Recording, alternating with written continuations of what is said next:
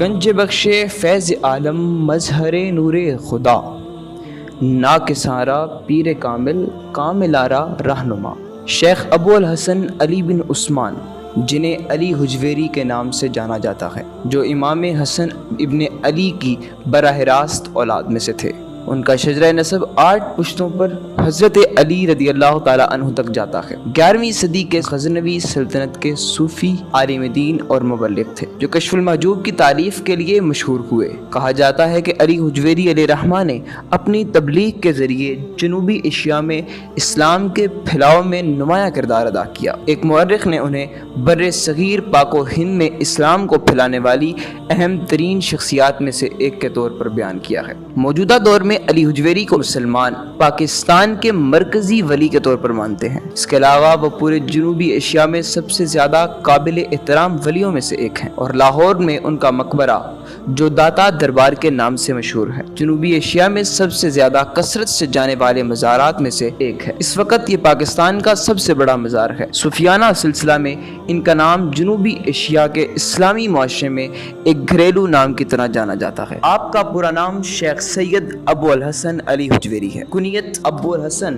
لیکن عوام و خاص میں گنج بخش یا داتا گنج بخش کے لقب سے مشہور ہیں۔ آپ 400 ہجری میں غزنی شہر سے متصل ایک بستی حجویر میں پیدا ہوئے۔ آپ کے والد بزرگوار کا اسم گرامی سید عثمان جلابی حجویری علیہ رحمہ ہے۔ جلاب بھی غزنی سے متصل ایک دوسری بستی کا نام ہے، جہاں سید عثمان علیہ رحمہ رہتے تھے۔ علی حجویری حضرت زید رضی اللہ تعالی عنہ کے واسطے سے امام حسن کی اولاد سے ہیں۔ اپنی تلاش و جستجو کے زمانے کا ایک واقعہ حضور داتا گنج بخش علیہ رحمہ بیان کرتے ہیں کہ ایک دفعہ مجھے ایک مشکل پیش آئی، اس کے حل کے لیے میں نے بہت مجاہدے کیے، مگر یہ مشکل حل نہ ہوئی۔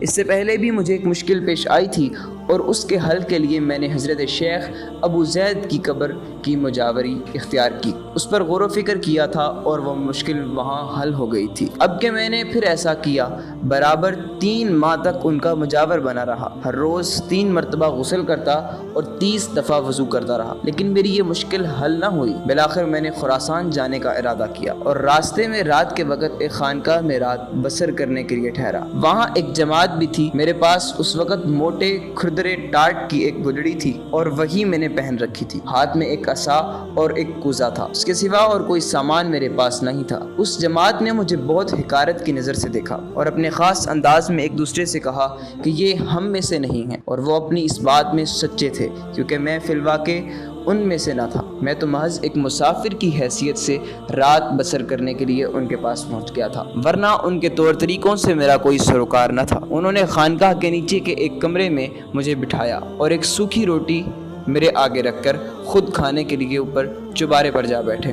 جو کھانے وہ خود کھا رہے تھے ان کی خوشبو مجھے آ رہی تھی، اور اس کے ساتھ چوبارے سے وہ طنزیہ انداز میں مجھ سے باتیں بھی کر رہے تھے۔ جب وہ کھانے سے فارغ ہوئے تو خربوزے لے کر بیٹھ گئے اور چھلکے مجھ پر پھینکتے رہے۔ ایسا معلوم ہوتا تھا کہ ان کی طبیعت کی خوشی اس وقت میری توہین پر موقوف تھی۔ میں نے اپنے دل میں خدا تعالیٰ سے کہا، یا خدایا، اگر میں نے تیرے دوستوں کا لباس نہ پہنا ہوتا تو میں ضرور ان کی حرکات کا مزہ ان کو چکھا دیتا، لیکن چونکہ میں اسے خداوند تعالیٰ کی طرف سے ابتلا سمجھ کر برداشت کر رہا تھا، اس لیے جس قدر وہ طعن و ملامت مجھ پر زیادہ کرتے تھے میں خوش ہوتا تھا، یہاں تک کہ اس طعن کا بوجھ اٹھانے سے میری وہ مشکل حل ہو گئی جس کے لیے میں مجاہدوں اور اس سفر کی مشقت اٹھا رہا تھا۔ اور اسی وقت مجھے معلوم ہو گیا کہ مشائخ جاہلوں کو اپنے درمیان کیوں رہنے دیتے ہیں اور ان کا بوجھ کس لیے اٹھاتے ہیں۔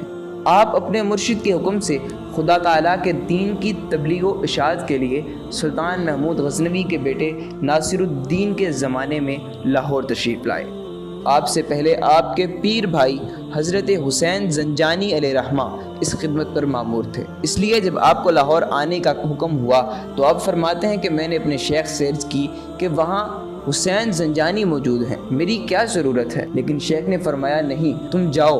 فرماتے ہیں کہ میں جب رات کے وقت لاہور پہنچا اور صبح کو دیکھا کہ حسین زنجانی کا جنازہ شہر سے باہر لایا گیا۔ آپ کے وصال شریف کے بارے میں مورخین میں اختلاف پایا جاتا ہے، چنانچہ سفینہ اولیاء میں دار شکو نے وصال باکمال 400 454 یا 464 ہجری ذکر کیا ہے۔ غلام سرور لاہوری نے خزینۃ الاولیاء میں تاریخ وصال 464 ہجری یا 466 ہجری نقل کیا ہے، اور کشف المحجوب کے ایک ترجمہ کے نزدیک وصال باکمال 465 ہجری یا 469 ہجری کو ہوا ہے۔ آپ کا روزہ ناصر الدین مسعود کے بیٹے ظہیر الدین الدولہ نے تعمیر کروایا۔ خواجہ معین الدین اجمیری 1639 عیسوی اور بابا فرید الدین گنج شکر نے کسب فیض کے لیے آپ کے مزار پر چلہ کشی کی، اور معین الدین اجمیری نے چلہ کے بعد رخصت ہوتے ہوئے یہ شعر کہا تھا کہ گنج بخش فیض عالم